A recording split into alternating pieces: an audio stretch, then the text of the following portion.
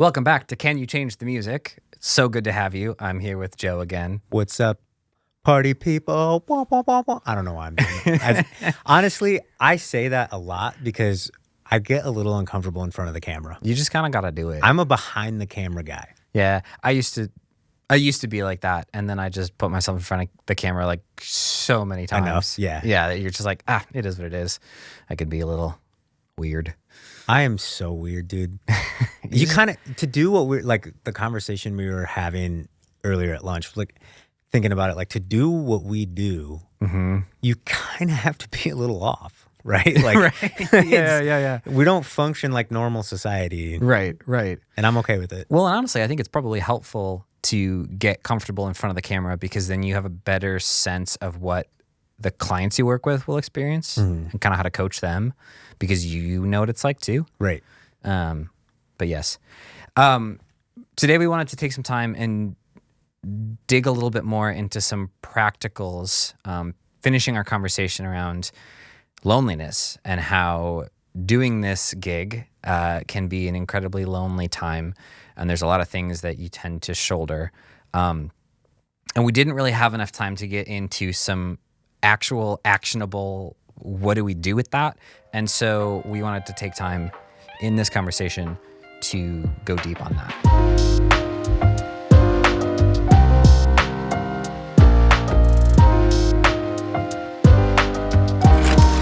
So, we were kind of percolating on this conversation, right? Like, what is it? How do you do that?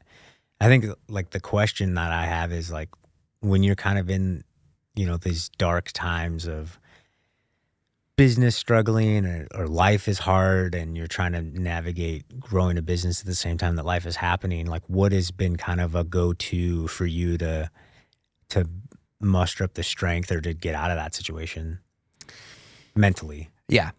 I mean, I think full transparency, I think I've not done a good job of implementing or practicing these things. What I feel like happens the most is I end up in this kind of like spiral, this doom scroll kind of spiral.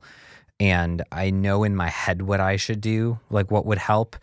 And I just struggle to put it in place. Why do you think that is? Like, let's start there. What is the barrier of I think so.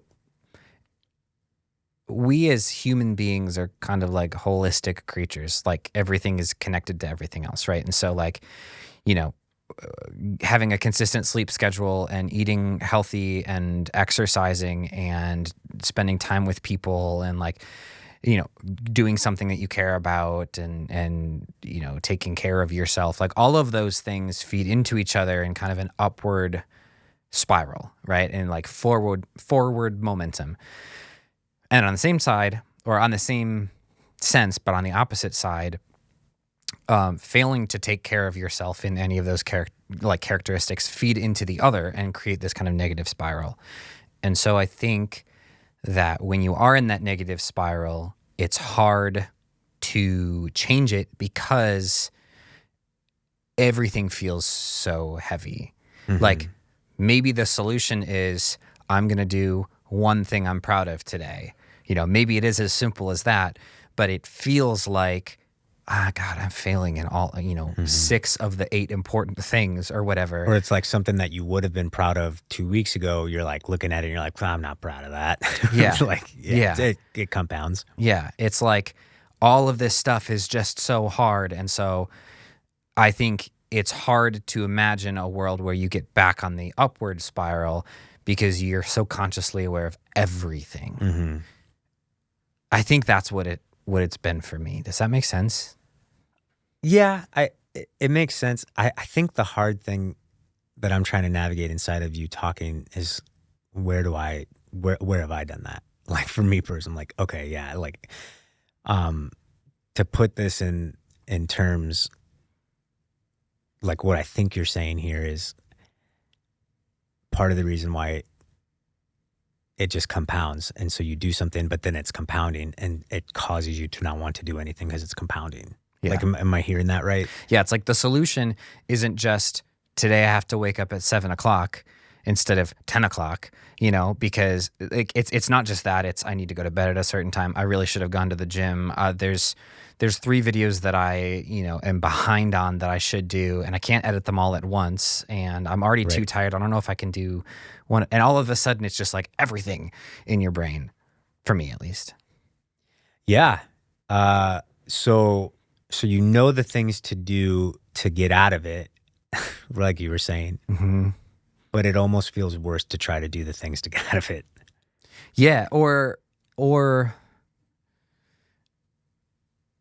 yeah, I guess. Yeah. Like it feels easier, quote unquote. It's not even the right word, but It feels more accomplishable to to not do any of that. right, to sleep in a little bit, or to whatever it means. It's almost like you're like medicating yourself, treating symptoms or something, like licking your wounds because it all hurts so much. It sounds a little melodramatic, but No, yeah.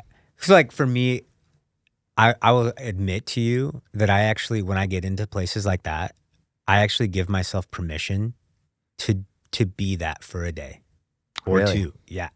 Because I think the thing that we need to understand is it is hard. Like sometimes, as rewarding as it is, as much fun as I have doing it, sometimes it sucks. Like it's terrible. Sometimes like we have to be a little bit weird to keep doing this, like a little bit Yeah. off. And so there have been days where I'm like, okay, in August, right? Like we talked about that in the last episode, what happened to me in August. I I sat in it longer probably than I gave myself permission for, but I was like, you know what? This is really freaking hard, and I'm going to take today, and I'm just going to sit in this because this is probably the worst day I've had in a long time. Like, this is terrible.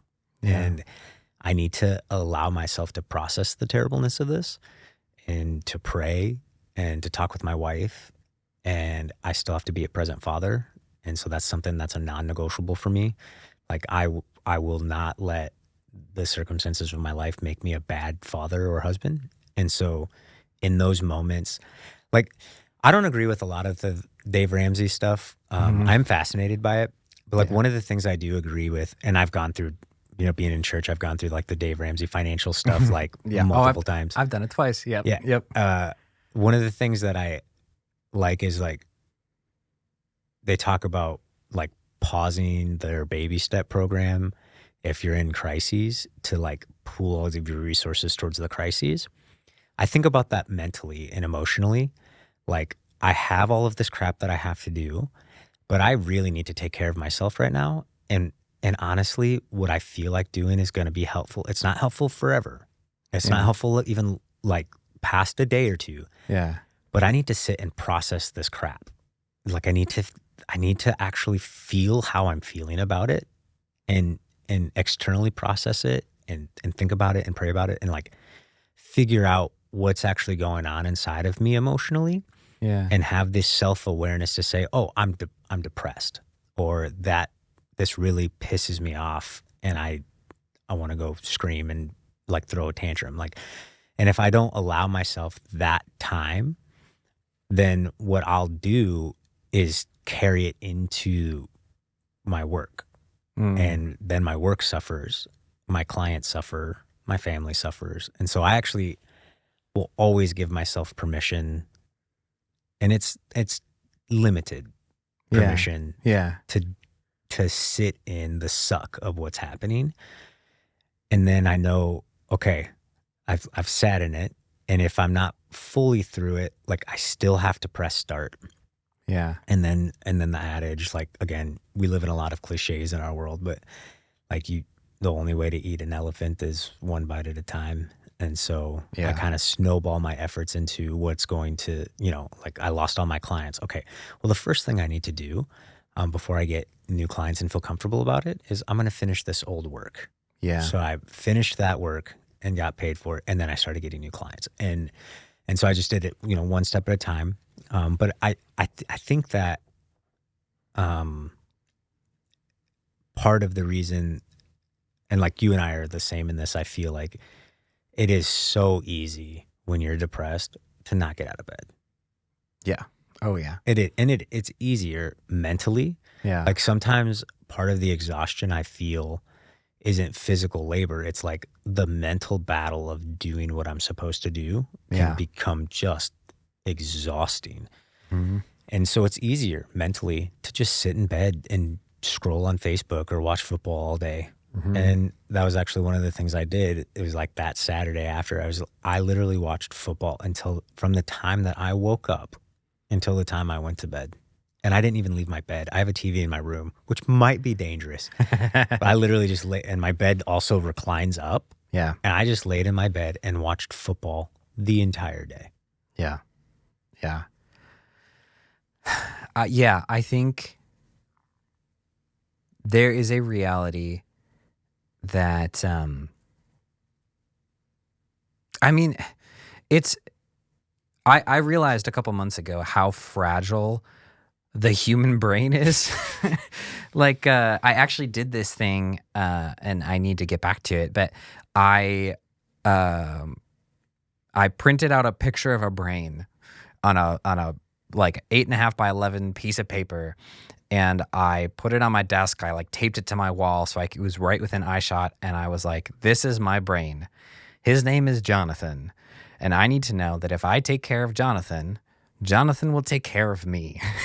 And it was just this like, it was like I had to step out of myself for a second and be like, okay, really practically, the human brain needs water, it needs like the sun, it needs sleep, like it needs good food, at least sometimes, like it so if I can just for a second get out of the emotional tailspin of is this working, is this not working, I have to do all of these things, and just say like, listen, if I don't take care of my brain and my body, like everything will suffer downstream of it. Mhm. Everything. And so it's not smarter or cooler or better to like work myself to death because it will only hurt me. To death. To death. Yeah. To- I have this really, really bad habit. I still do it. I did it this week of creating to-do lists for the day that are always bigger than I could possibly do. Mm. And I don't know why. I think in my brain, I'm like, well, these are all the things I have to do. And then these are the most important. And then if I have time, I'll get to these things. But what that has resulted in is I never do everything I'm supposed to do. Ever. I always end the day being like, well, I guess that one's not getting done. Which looking back, that's a terrible way to go about like life. Like it just means that you're constantly underperforming on your own expectations. And so part of me wonders like, what would it be like if I set realistic expectations for myself each day and celebrated when I actually hit them? I might get more of those things done. Mm-hmm. Or like, so one of the things I do is I have like a rolling to do, like knowing that I can't accomplish all of the things. When like, here's the things I would like to get done today. This was like, editing Mm-hmm. is one of those things where it's like, okay, I have to sit down in a dark room and edit. Mm-hmm. And that's the loneliest part for me, right? Because like one of my favorite things about video production is being out in the field and shooting and Yeah. like hanging out with folks and having a good time, and like, so that part doesn't feel lonely. I'm with my people, Yeah. It's when I used to have my office in our basement. We had like what we called a dungeon room. It was just like a spare little Mm-hmm. room. Yeah. And it was in the corner, no windows, no light, Yep. but it was just an open room in my house. And so I just stored all my stuff in there and I put my computer down there. I lasted like 3 months in that office before I was like, I'm so depressed Yeah. anytime I just walk down the stairs that like, I just can't do it. Like Yeah. I cannot Yeah. do it. Yeah. I need, I don't know.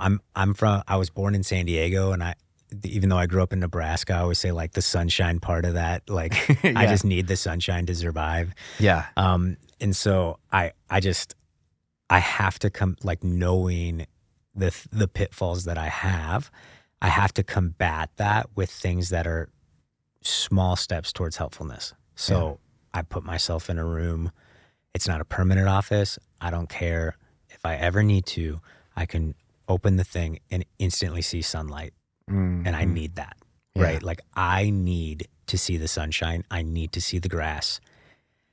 I was super concerned this winter that it was going to snow and I wasn't going to see grass till March. And when it melted and I saw my yard, it literally was an instant dopamine hit. Huh. Yeah. Like those are just things that I need. Yeah. And so part of the process of managing like the loneliness or the depression that can come from the loneliness is like putting things in my path that I know that I need. Like what you're saying with your brain. Like for me, I know that I need to see the sun. Yeah. I know that I need to be around people. And that's also like I talked about in the last episode, I have conscientiously made the decision, even though there's work to be done, that if an opportunity arises that allows me to live in the life that I want to live and there's work to be done, I'm going to 9 times out of 10 choose the thing that I want to do over the thing that I have to do, because the thing I have to do is still going to be there tomorrow. And so that's part of the reason why I have like this rolling to-do list. Yeah. So I'll sit it down and I'll look, here's my week. I know the things I can't move is film days that I set up with clients. Right.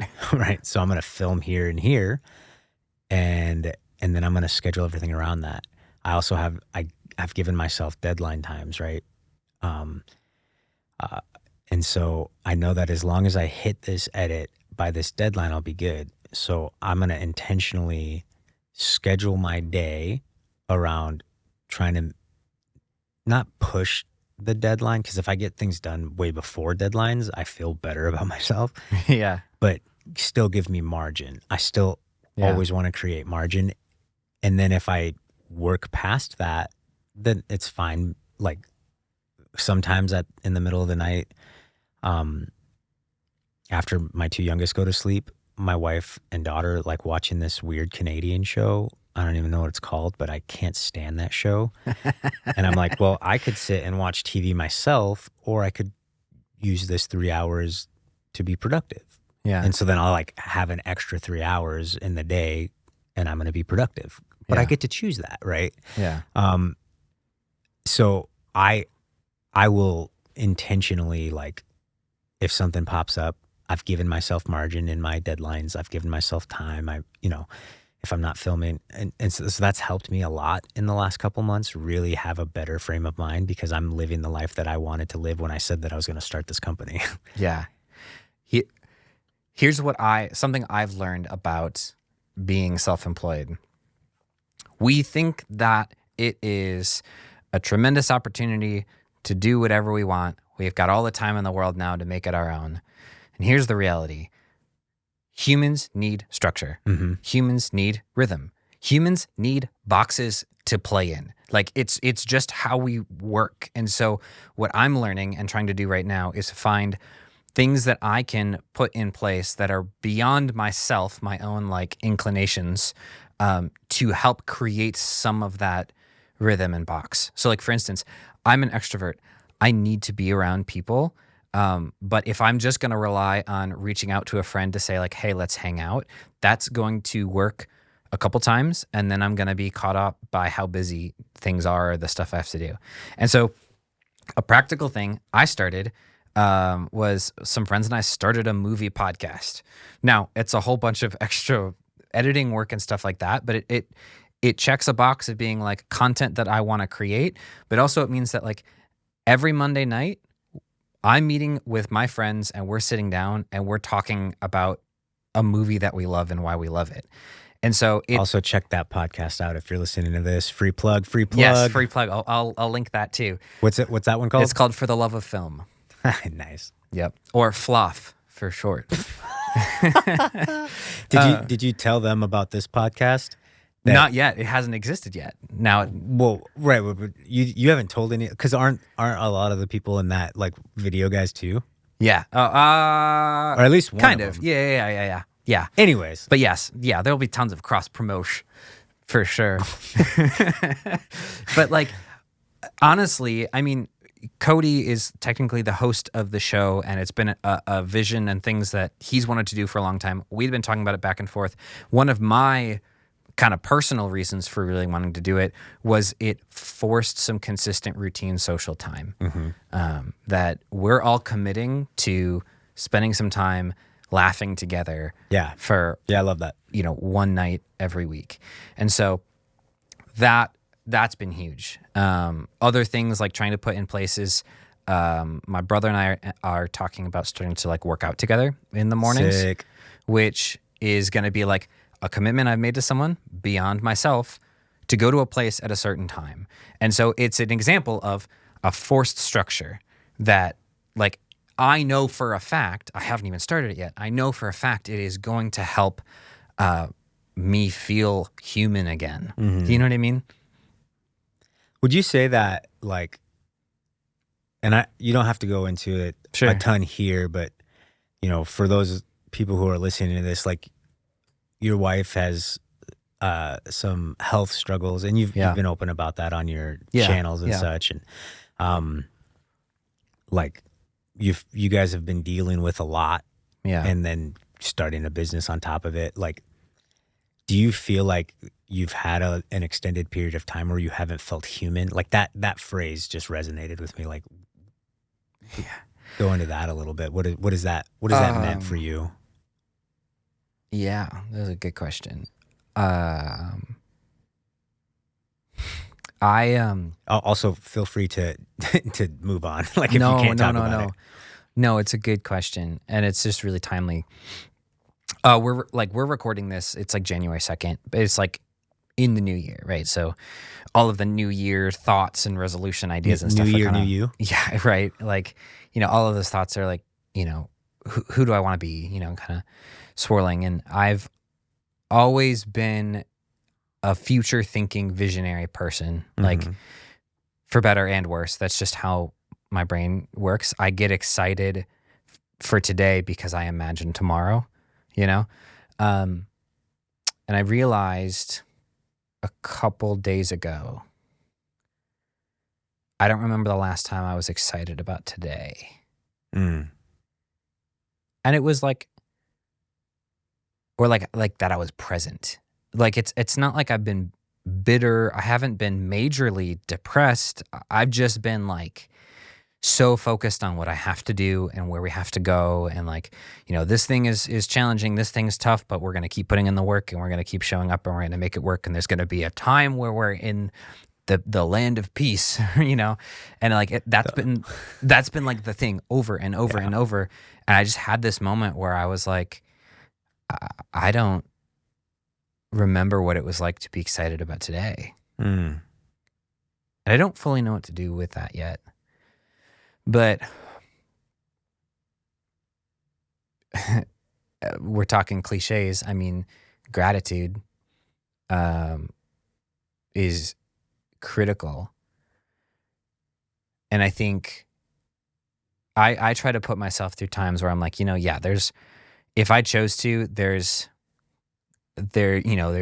so many justifiable reasons why my life is harder than most or something. And I'm the victim or whatever, and sure, I'm not sure how much good that's going to do me. Right.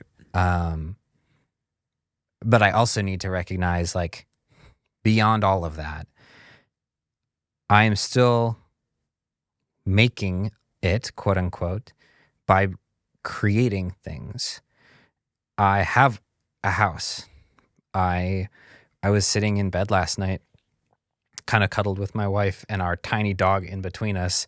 And our dog is just desperate for attention all the time. And so, she's like cuddled up next to me. And I had this moment, I was like, I've got two beings that I see every day that deeply care about me. Like, there are so many really good, beautiful things that, even though I'm not going to pretend that other things that suck aren't there. Right. If I don't hold on to the things that I know are beautiful, I'm going to lose them, or I'm going to miss them. Right. Yeah, that's really good. I love that because there is so much beauty even in the hard things.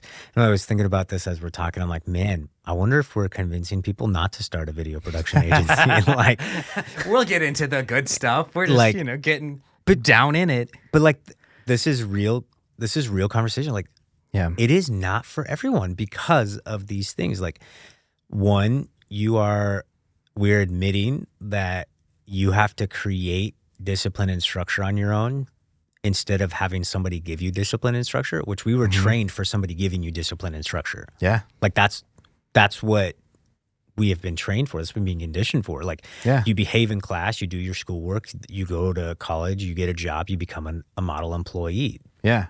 Structure. Yeah. We're saying like you have to shift your mindset out of that. But also there were some really things that were easier and good about that now you have to like, so that exists. Hardness exists, but that's why it was so important to me to not just like look for the future that I wanted, but like look for the right now that I wanted. Yeah. Even if that meant sacrificing a little bit of money, even if that meant sacrificing a little bit of career growth, like it's been so important to have that perspective because like I have a 15-year-old daughter, and in 3 years, like, which blows my mind, in 3 years, she's going to be an adult. And I am not ready for that. Like, Yeah. I don't want to, I know that, I mean, she's always going to be my daughter. We're always going to have a relationship. Yeah. But like, I don't know what to do with that. And I don't want these next 3 years to be poof gone and I've missed on relationship with my oldest daughter because of this company thing. And I think that like holding that tension and perspective has been really helpful for me to just make the decision. Like I literally had to make the decision. I'm going to do what I want to do. Yeah. And some days I want to balls to the wall, build this business and do this work. And some days I want to stop and have lunch with my friends. And I'm going to.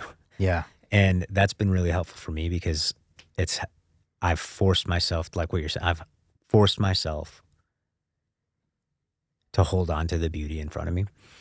And that becomes so valuable because it's eased the loneliness of this.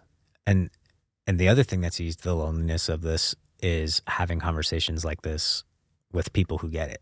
Like part of the reason why we're doing this podcast together is we're like, hey, I think there's a space here that exists that we can commiserate and celebrate. But when I say something like, oh yeah, a client told me to change the music on this project, you know exactly what it means. It's like, okay, yeah, of course You're I like, did. here we are. Yeah. Let's go. Or, you know, about the same time that you kind of stuff hit the fan, it hit the fan for me. Yeah. And I know that we're running out of time here. We're going to take a break, but when we come back, I want to talk about some wins. Yeah. Let's take a couple moments and kind of cleanse our palate and talk about some wins. I like that. Cool. Let's do it. Okay, we're back. Thanks for going into some of the deep places with us.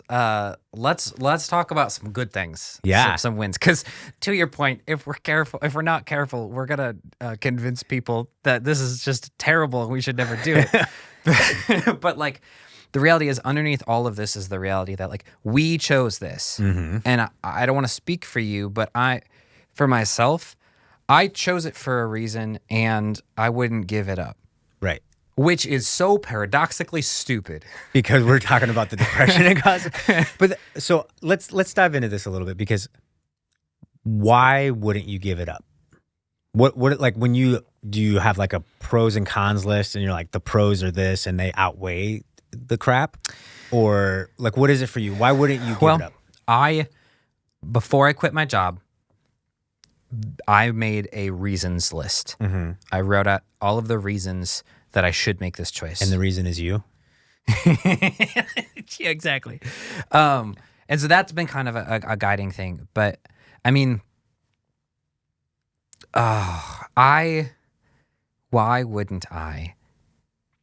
There was a time, maybe 4 months in to running this business, that I had a potential huge project, like an opportunity kind of come through. And I was talking to my business mentor on the phone, and because this client was basically looking for a consistent video person, and he was thinking he was going to hire somebody, but I was talking about the opportunity of like contracting instead. So my business mentor, when we're on the phone, he's like, I just want to check you on this. Like, what would you say if he says, we want to offer you a full-time job, but you're like a W-2 employee? And I, without pausing, said, if he said, we want to hire you and we'll pay you $150,000 as a salary, but you have to stop doing your business, I would say, thank you for the offer, but I'll pass. And I said it without pause, like with total assurance, no quivering in my voice, like I meant it.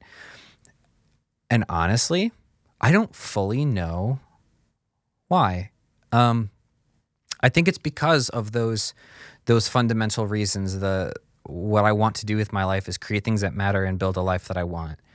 And if I stopped doing this and I got a full-time salary job at a creative agency, I could create things that matter. But I'm not convinced I could build the life I want.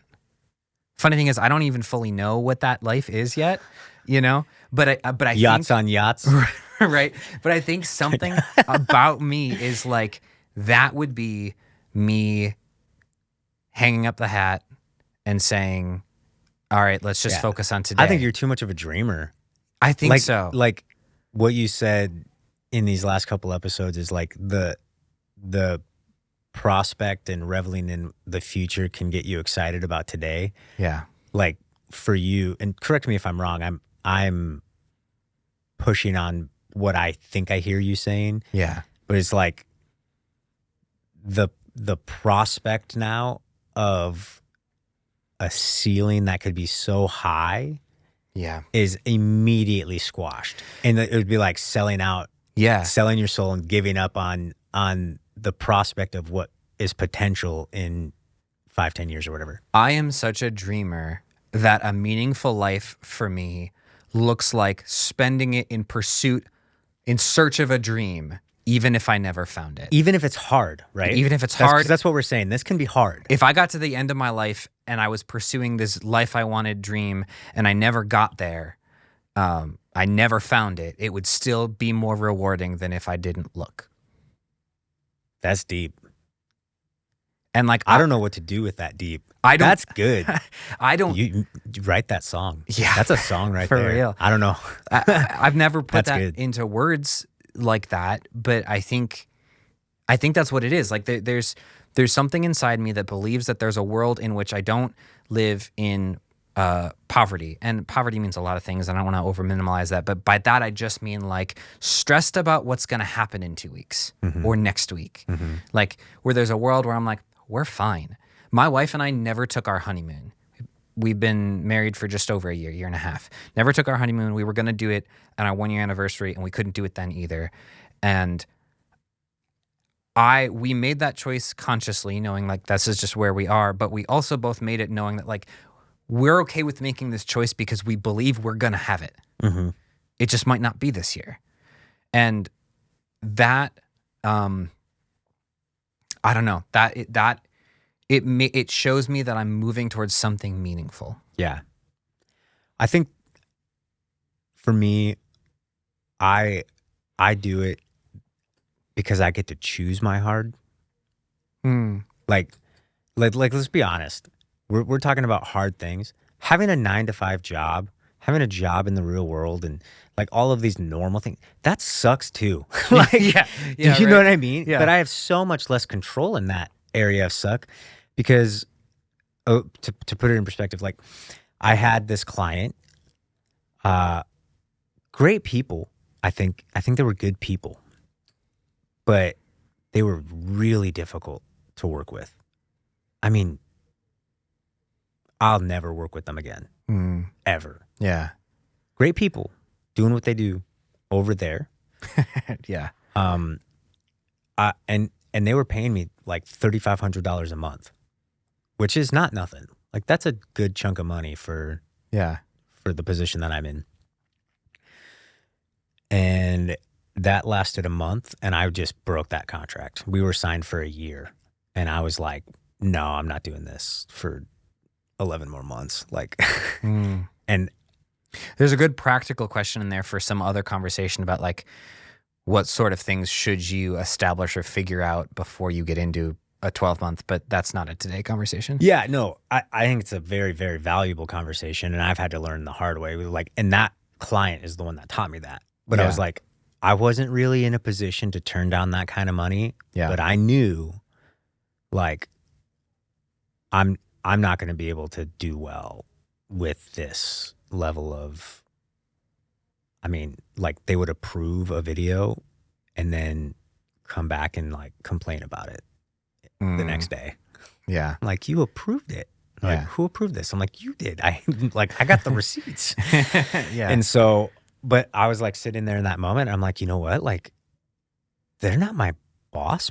Like they're not in charge. Like, I'm not going to get money from them, but I can you know what? You can live your life. I don't have to do this. Yeah. And it was so liberating to just be like, hey, especially because my whole thing is like, I want to add value. Mm-hmm. It's not valuable to you if you're having to like approve stuff and then you decide you don't like it. And you're like, we're just like living in this loop of like constant whatever. Yeah. I don't want that. You don't want that. I need you to work with somebody that has a little bit more time freedom, a little bit closer. They were an hour away from me, so it was really hard to get there for shoots. Mm-hmm. They were never prepared for shoots, and that's part of the reason why the content wasn't what I would have wanted it to be. It was what they could provide at the moment that I got there, even though we pre-planned and they agreed to a certain set of things. So I'm like, this isn't going to happen. Like, I'm not going to do this for 12 months. Yeah. So I released them of the contract, and the way that I had structured that contract was, if you sign up with me, I'll give you a month free as like a trial. Oh, nice. And so I did the free month pretty much. So like I never really got paid for it. Yeah. And I was like, this is better. I'm not going to deal with this. Like, and so I got to choose my hard. Yeah. Like, so in this moment, I'm going to choose the hard of not getting this paycheck, but living with some fresh air. Like, and I found other clients, and that's kind of the upside, right? Like we talk about ceiling and the life we want it is all right in front of you. When you work a 9-to-5 job, I mean, like I was making, $55 a year, which is not a terrible salary. Yeah. That's more than the average median household income from the city I was living in. Yeah. 55 a year is not terrible. Yeah. But it's definitely a ceiling if you have a wife and kids. Yeah. We were definitely, like you talk about honeymoons. My wife and I, we got married when I was 20. We've never been on a honeymoon. I didn't even know that, like that was the thing. We were broke. Yeah. Like before we moved to Wisconsin, the most we made together. So I worked full time. I had a job and a half, so I full time and a part time. Yeah. And she worked part time. The most we had made before we moved to Wisconsin was $18,500. Jeez. In a year. That's yeah. So this was 2013. Mm-hmm. Okay, so say what you want about inflation, sure, all that stuff. That is not a livable. No. We were making it work. Yeah. You know what I'm saying? Yeah. And I actually, and that was the most we made. I remember being like pumped beyond belief. I'm like, oh my gosh, we made $18,500. We did it. Like we made it. Yeah.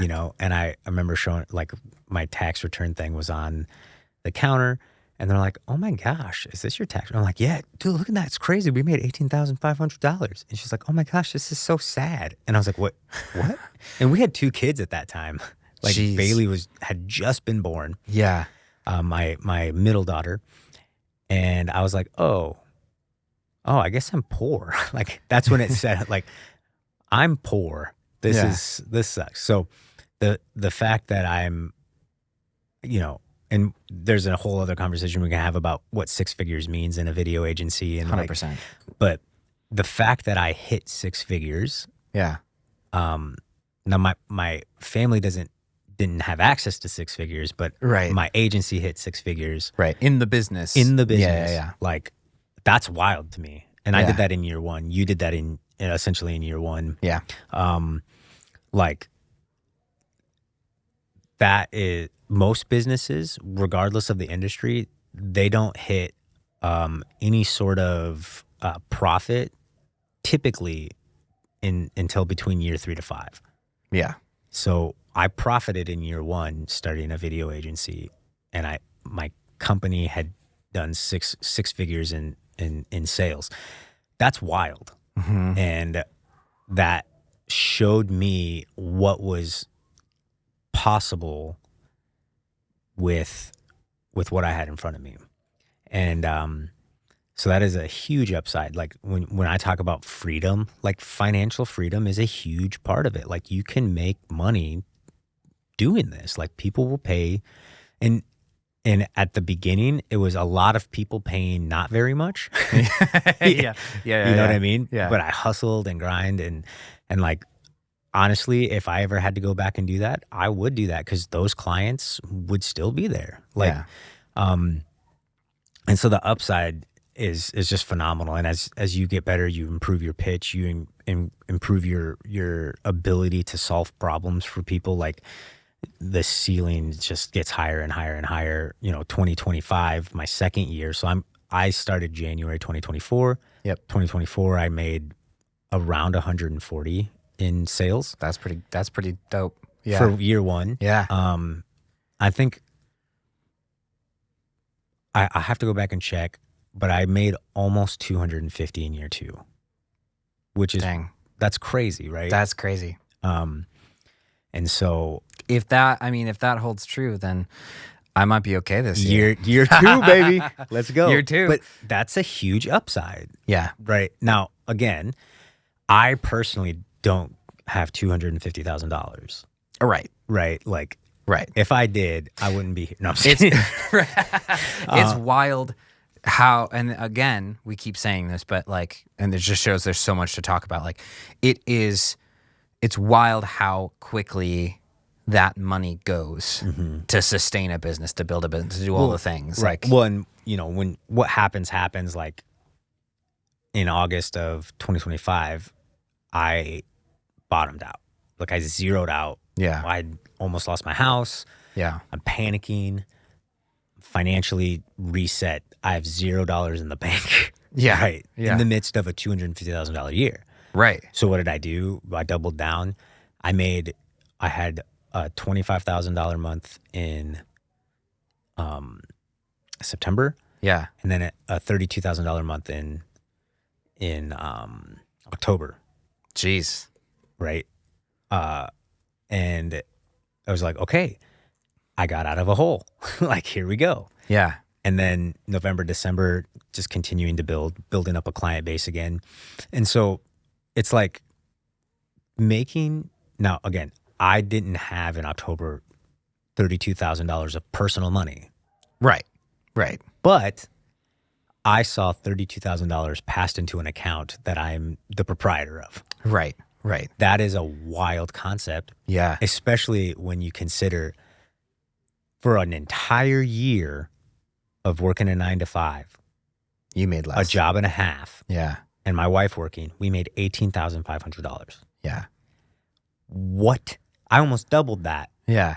In my business in 1 month. Yeah. And so the ceiling is there. Well, and that's the thing. It's that excitement that really gets me going. Mm-hmm. Like, it's not guaranteed, but there is a world in which I am planting seeds and I'm putting in work and I'm having conversations with people and I'm building a reputation and I'm putting the work in, and the business, and then, does the kind of stuff that I would do in a year in 1 month.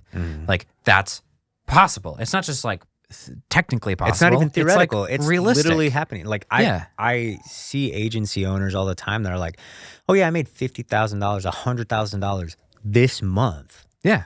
It's totally possible. Yeah. And again, financial is part of building the life that I want. It's not everything. Yeah. But in order to have flexibility and freedom, you have to have finances. Like, that's the way the world works right now. Yeah. Right?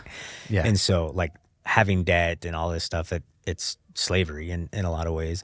Not to bring back Dave Ramsey into this. I think the reason why I bring it up, and I don't talk about numbers to be prideful. Yeah. And I don't talk about numbers to maybe overpromise on something, because I will say, I also feel like there was doors opened and opportunities afforded to me that I don't even know if I deserved.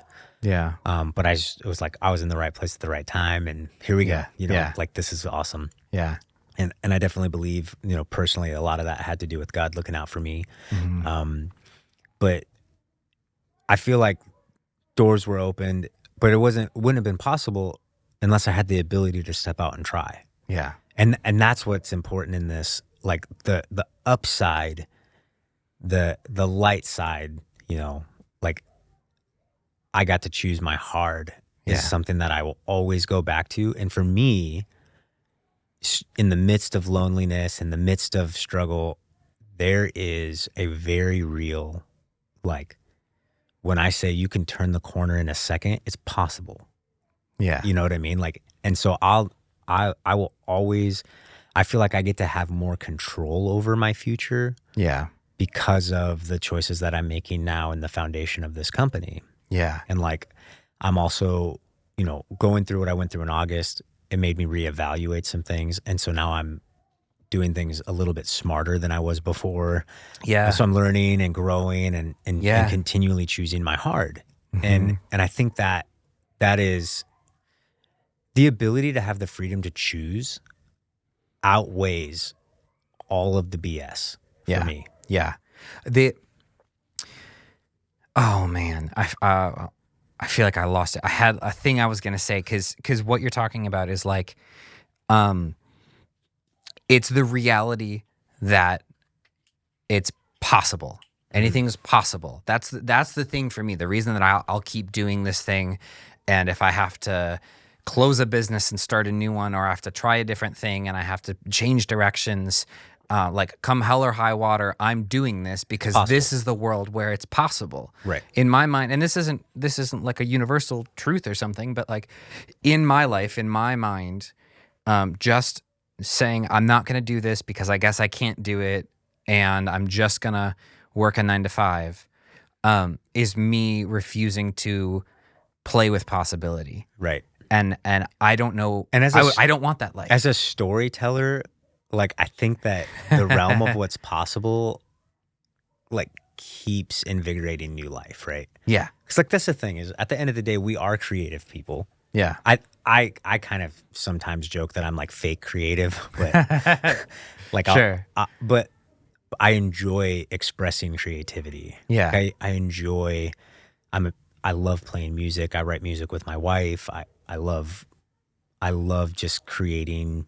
Sometimes I go out, I don't have a job to do, but I'll take my camera out for the love of making something awesome. Like, I remember one time having a phone conversation with you, and I just took my camera out for like 4 hours and just time-lapsed the sunset because I wanted to. I'm like, that's just awesome, Yeah. Like, I get to do that kind of stuff. I love to do that kind of stuff. And so I just really, really enjoy creating and possibility, and those two go hand in hand. And so it like makes sense for a guy like you that's like, you're writing the story as it's happening. And so that tracks for me. I think the other thing, and I'm curious to know, how you feel about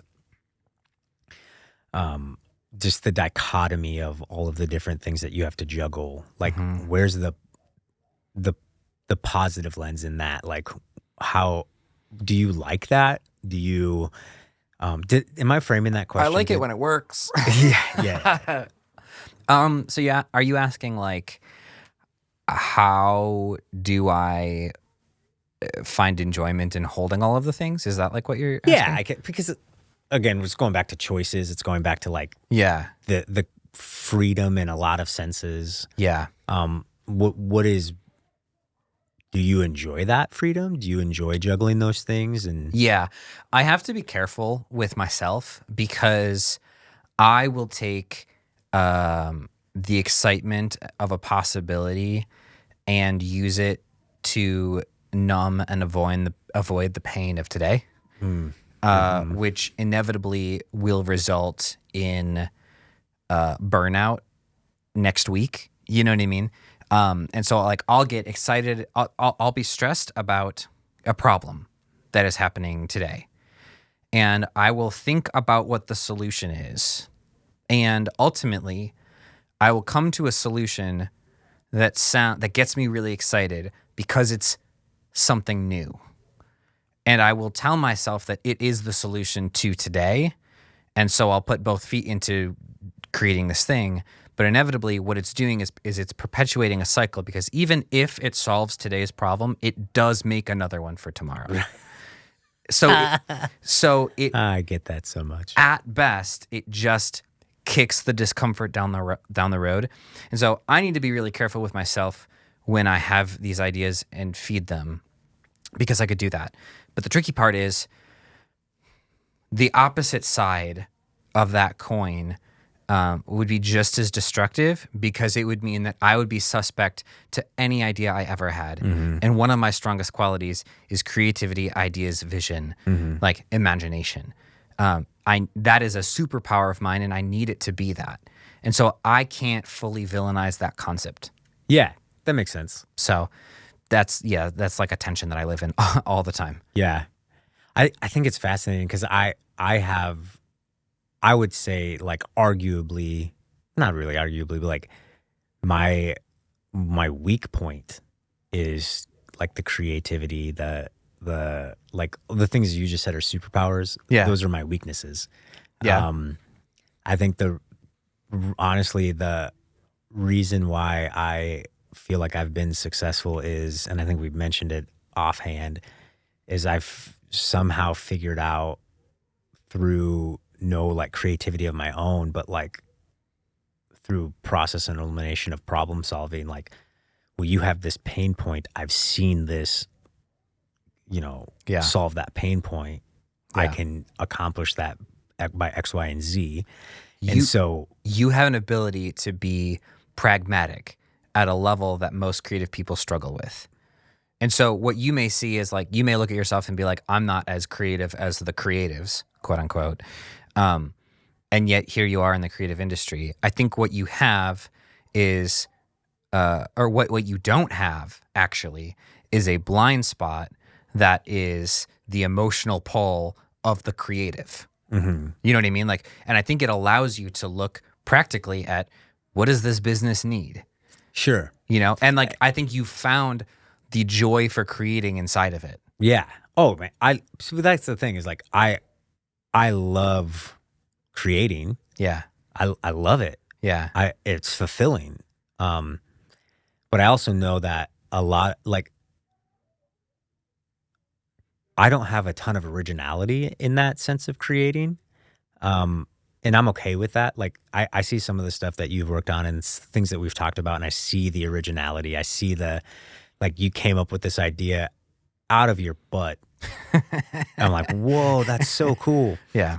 I do get inspired a lot by what I've seen work, and from a marketing standpoint, I think we're getting off topic. This could be a whole other conversation, but I have seen the win Yeah. in sharing that, like, because that's what this is about, like winning in the loneliness. Why this is so important. Like, I feel like when I'm in a rut, I'll just call you to get perspective. Yeah. And like we've had those like couple hour conversations of like, oh, you're doing this. Oh, I like that. Like that's really good. I haven't thought about that way. Yeah. How can I implement that? And so Part of the reason why I thought, initially to do this podcast with you was because of kind of the symbiotic nature of the way that our professional relationship works. Yeah. And like it has curbed some of that loneliness. Like we have some of the same commiseration, but we think about and attack problems very, very differently. Yeah. Yeah. Like, and I need a little bit of what you have in that sense. Like, oh, I can, like sometimes after I have a conversation with you, I'm like, well, okay, how can I take that and attack this problem with that level of creative thinking? Yeah. Oh, that's a good solution. Like I think that's the perfect way to end on this, because I think loneliness, at the end of the day, we need each other. And honestly, that is what we're hoping that this podcast becomes for people, especially if you feel like you don't have that. This is not the same thing as having like close friends face to face with you, but like we're better commiserating and encouraging and celebrating with each other. And so send us an email or leave us a comment or something, like engage with us, because we want to engage more with you. Yeah, that's so good, because I have a feeling that there's somebody who's fresh into a video agency that might come across this and go, oh, I understand that they're feeling that way. I actually have solved that problem. Like if you've solved some of this, don't hide it. Yeah. Like we're not claiming to be the experts on this. We're talking about it. And sometimes it feels like we're talking in circles. It's because we don't actually know. We're learning. And if you know, you should tell me so that I know. You know what I mean? Yeah. I like that. We're at time. Thank you so much for listening. Thank you for your time, Joe. And we're just getting started. So we'll see you next time. Hey, can you change the music? Can you change?